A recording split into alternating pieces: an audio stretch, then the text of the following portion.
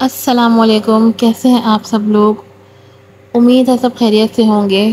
آج میں آپ کے لیے لائی ہوں، ناول نیم ہے محبت لازم ہے جانا، ایپیسوڈ نمبر ہے اس کی 4 اور رائٹر ہیں اس کی ایمن رضا۔ یوٹیوب نے اس چینل کے اوپر کافی سختیاں لگا دی تھیں، لیکن الحمدللہ وہ سختیاں ختم ہو گئی ہیں، تو آپ لوگوں سے امید ہے کہ آپ دوبارہ سے اس چینل کو سپورٹ کریں گے۔ چینل کو لائک کیجیے گا، سبسکرائب کیجیے گا، بیل آئیکن کو ضرور پریس کیجیے گا۔ چلیں ناول شروع کرتے ہیں۔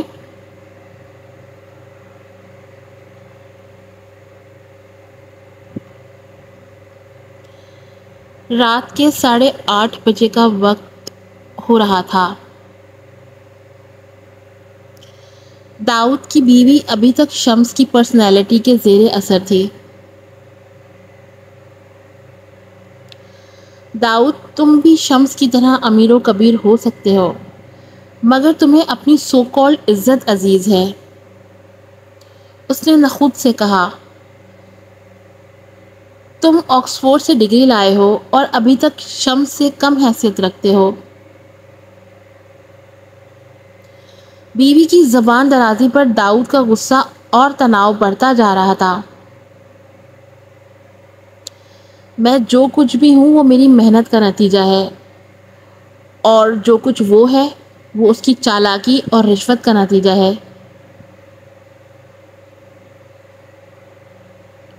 یہی کہنا چاہ رہے ہو نا تم؟ اس کی بیوی نے اس کی بات منہ سے جھپٹ لی۔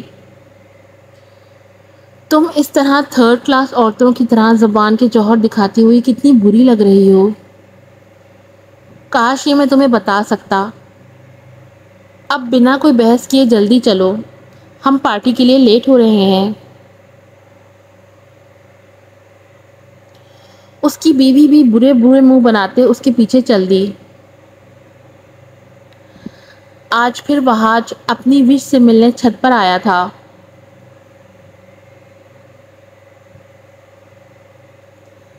چاندنی رات، پرفسوں ماحول۔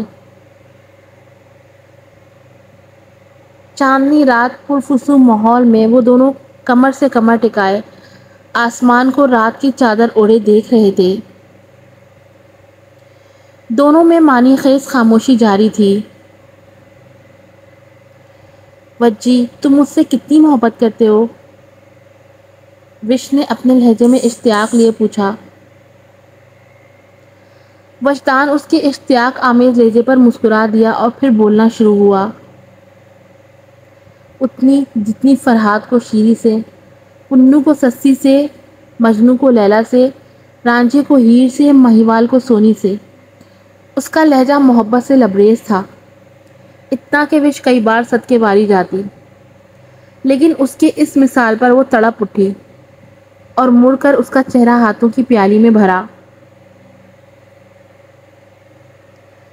مگر ان سب کی محبت کو تو زوال تھا، اس کے لہجے میں خوف پنہا تھا۔ ان میں سے کوئی بھی اپنی محبت کو نہیں پا سکا تھا۔ ہاں، لیکن ان کی محبت تو امر تھی نا۔ مگر فکر مت کرو، ہمارے پیار کو زوال نہیں، ہم جلد ایک ہو جائیں گے۔ اس کی بات پر پرسکون ہوتے وش نے اپنا سر اس کے کندھے سے ٹکا دیا، جسے وہ پیار سے سہلانے لگا۔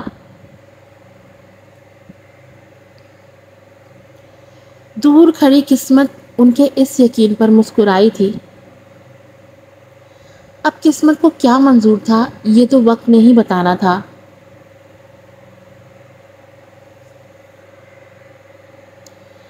ایان اور ریان ڈائننگ ہال میں بیٹھے اپنا ہوم ورک کمپلیٹ کر رہے تھے، جب ایان نے تھک کر ٹیبل پر اپنا سر رکھا اور پینسل اور کتابیں چھوڑ دی۔ کیا ہوا ایان؟ ریان نے اپنے لہجے میں فکر سموئے پوچھا۔ مجھے رپنزل کی یاد آ رہی ہے، ایان نے اداس لہجے میں اپنا معاملہ بیان کیا۔ تو اب ہم کیا کریں؟ اب تو ہم ان سے مل بھی نہیں سکتے، رات کا وقت ہے۔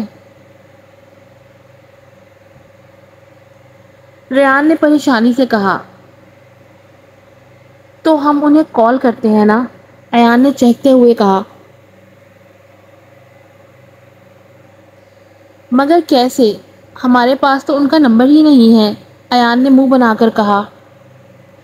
ارے ہے نا، آج انہوں نے مجھے اپنا نمبر دیا تھا کیونکہ وہ مجھے تم سے زیادہ پسند کرتی ہیں، ریان نے فخریہ لہجے میں کہا۔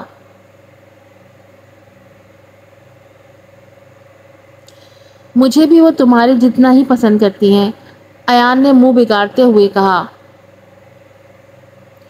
اور دونوں پرجوش لہجے میں اسے کال ملانے دوڑے۔ اس کے لیے یہ یقین کرنا انتہائی مشکل تھا کہ جو بھی ابھی اس کے بھائیوں نے کہا وہ سچ بھی تھا یا نہیں۔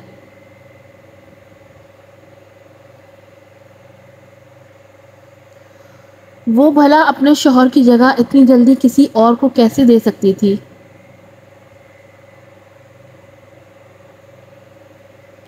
اور شوہر بھی وہ جس سے اسے انتہا کی محبت تھی۔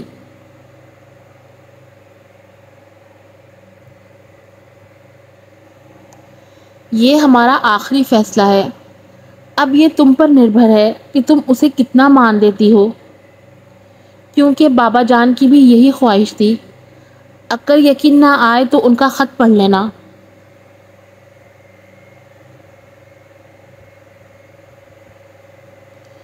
بڑے بھائی نے اسے خط پکڑاتے ہوئے کہا، جسے اس نے ضبط سے مٹھی میں بھینچا اور اپنے کمرے کی طرف بھاگ گئی۔ اندر آ کر وہ اپنے بابا کا خط پڑھ کر پھوٹ پھوٹ کر رو دی۔ وہ نہیں چاہتے تھے کہ ان کی بیٹی دکھوں کے بکیرے میں رہے، تبھی اس کے لیے اچھے رشتے کی خواہش کر بیٹھے۔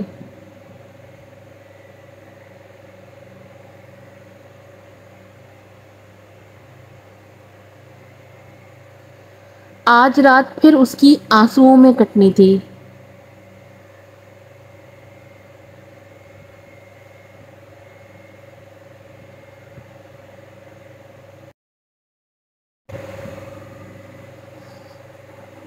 شمس چغتائی اپنی کسی میٹنگ کے سلسلے میں ریسٹورانٹ آیا تھا، جہاں اس نے واپسی پر داؤد کی بیوی کو ایک ٹیبل پر تنہا بیٹھے دیکھا۔ داؤد کی غیر موجودگی کا فائدہ اٹھاتے ہوئے وہ شان سے چلتا ہوا اس کے قریب آیا اور گلا کھنکار کر اسے اپنی طرف متوجہ کیا، جو کہ فون میں بزی تھی۔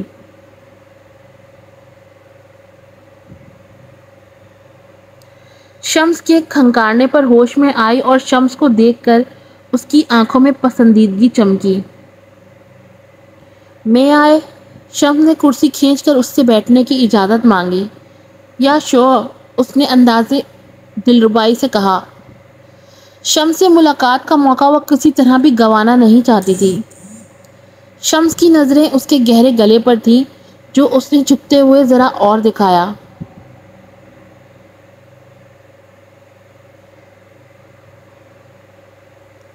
کیسی ہے مس داؤد؟ شمس نے اس کا ہاتھ پکڑ کر اس پر بوسہ دیتے ہوئے کہا۔ بالکل ٹھیک، اس نے اعتراف کرتے ہوئے کہا۔ ویسے معاف کیجیے گا، آپ جیسی خوبصورت لڑکی داؤد جیسے خشک مزاج بندے کے ساتھ سوٹ نہیں کرتی۔ آپ کے لیے تو کوئی آپ کی تعریف بیان کرنے والا ہونا چاہیے تھا جو آپ کی صحیح قدر کرتا، اور داؤد کو دیکھ کر لگتا نہیں ہے کہ وہ آپ کے حسن کی صحیح قدر کرتا ہوگا۔ شمس نے عیارانہ لہجے میں اس کی ہاتھ کی پشت کو نرمی سے سہلاتے ہوئے کہا۔ اپنے حسن کی یوں تعریف ہوتے دیکھ وہ مسکرائی اور بے باک لہجے میں کہا، مجھے بھی کسی ایسے ہی شخص کی تلاش ہے جو کہ میری قدر کرے، میری خواہشات کو اولین ترجیح دے، جو کہ داؤد دینے سے رہا، اس نے نخوت سے کہا۔ ابھی بھی ایسے بہت سے لوگ ہیں جو آپ کے ایک اشارے کے منتظر ہیں، شمس نے اسے قریب ہوتے ہوئے کہا۔ ذرا اپنے ارد گرد دیکھیے، کیا میں یہ سمجھوں کہ آپ مجھے شادی کی آفر کر رہے ہیں؟ اگر آپ مجھے اس قابل سمجھیں تو مجھے اپنی خوش نصیبی پر یقین آ جائے گا۔ شمس اپنا کام اتنی آسانی سے ہوتا دیکھ شیطانی مسکرایا۔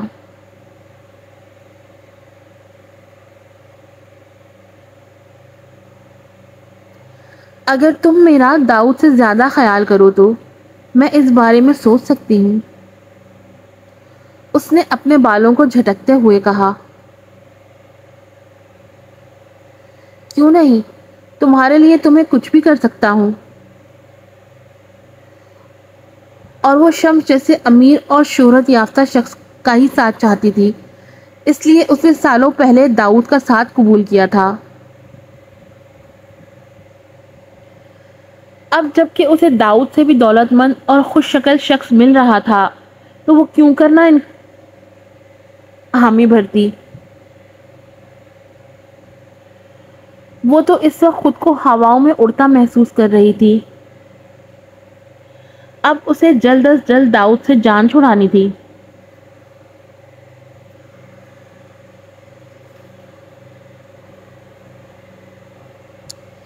بابا، لوگ سچ کیوں نہیں بولتے، جھوٹ کیوں بولتے ہیں؟ چھوٹی سی لڑکی نے اپنے بابا کی گود میں بیٹھتے ہوئے پوچھا۔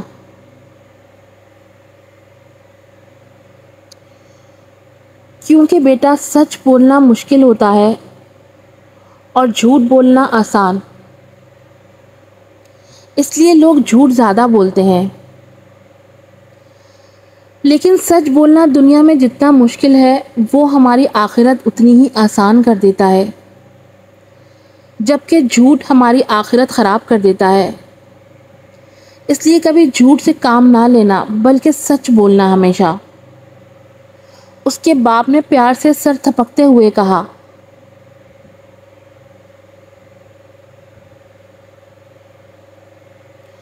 وہاں جب گھر کے اندر داخل ہوا تو دیکھا سب پریشان حال کھڑے ہیں۔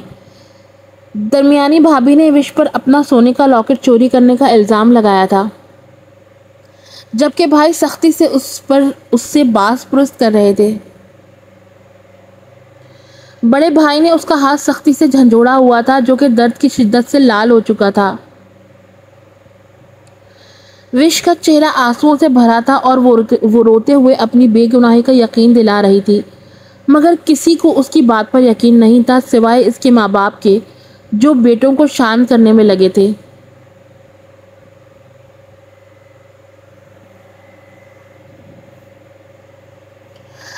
پاس ہی بڑے تایا اور تائی بھی کھڑے تھے۔ بھائی میرا یقین کریں، میں نے کوئی لاکٹ نہیں چرایا۔ درد کے مارے اس سے بولا بھی نہیں جا رہا تھا۔ تھپڑ سے اس کا منہ سرخ ہو چکا تھا جس نے وحاج کے صبر کا پیمانہ لبریز کر دیا تھا۔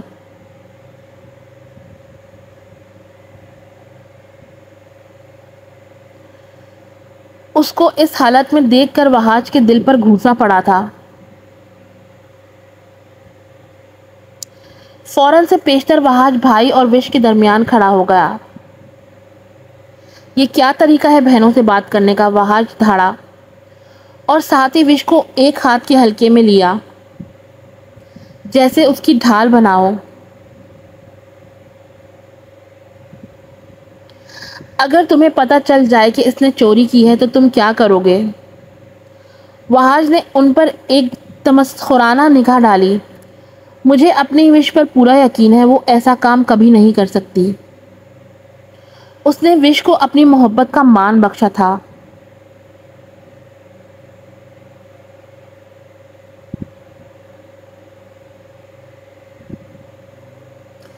کیا آپ نے ایک دفعہ ابھی اپنے کمرے میں چیک کیا یا ایسے ہی اس پر الزام لگا دیا؟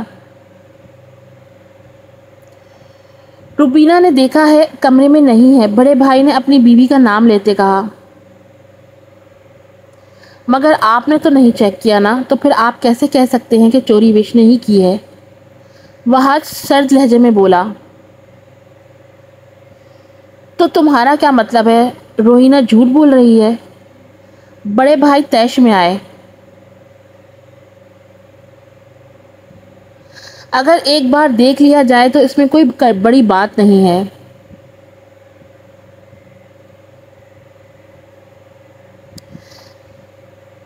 اس کے کہنے پر سب متفق نظر آ رہے تھے. سب اس کے کمرے میں تلاشی کے لیے گئے. بڑی بھابھی کا تو سانس ہی رک گیا تھا. ان کی چلائی چال الٹی پڑ گئی تھی اور تلاشی کے بعد لاکٹ کمرے میں سے ہی برآمد ہوا.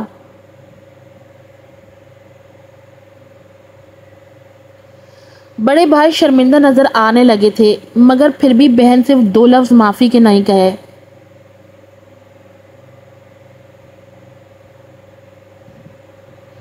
وش نے رو رو کر طبیعت خراب کر لی تھی جس کا وہاج کو دلی دکھ تھا. آئندہ وش پر الزام لگانے سے پہلے سوچ لیجیے گا کہ میں ہر دفعہ آپ کو معاف نہیں کروں گا.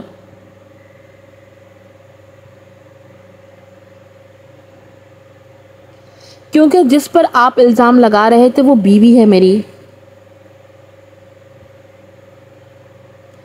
یہ تو وش نے ہی اس کا ہاتھ پکڑ کر اسے قابو کیا ہوا تھا ورنہ تو پتہ نہیں وہ کیا کر گزرتا. یہ تو وہاج ہی جانتا تھا کہ وش کو اس حال میں دیکھ کر اس کے دل پر کیا گزری تھی. وہ دل ہی دل میں اپنے آپ کو اس کا مجرم تصور کر رہا تھا کیونکہ وہ پہلے نہ پہنچ سکا تھا اور بار بار وش کو ہاتھ لگا کر دیکھتا تھا کہ کہیں اسے زیادہ تو نہیں لگی. اس کے اس فکر مندانہ لہجے اور حفاظت پر وش کی آنکھیں آنسوؤں سے بھر گئی تھیں اور یہ آنسو دکھ کے نہیں بلکہ خوشی کے تھے, تشکر کے تھے.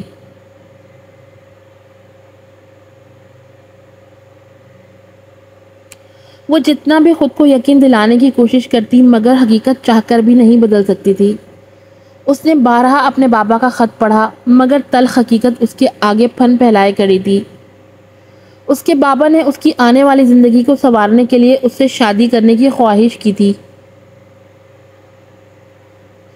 وہ مر کر بھی کبھی اپنے بابا کے احسانوں کا بدلہ نہیں چکا سکتی تھی لیکن یہ اس کے لیے اپنا دل چیر دینے کے مترادف تھا.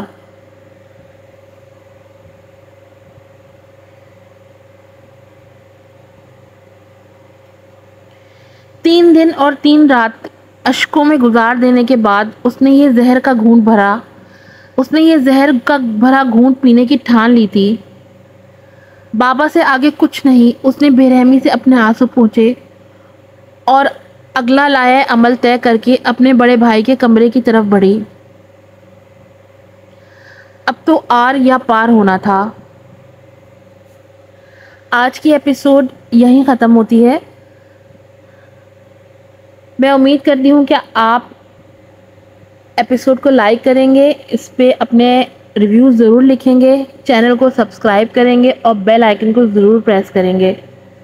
ہم آپ سے ملیں گے دوبارہ اگلی قسط میں. تب تک کے لیے اللہ حافظ. السلام علیکم.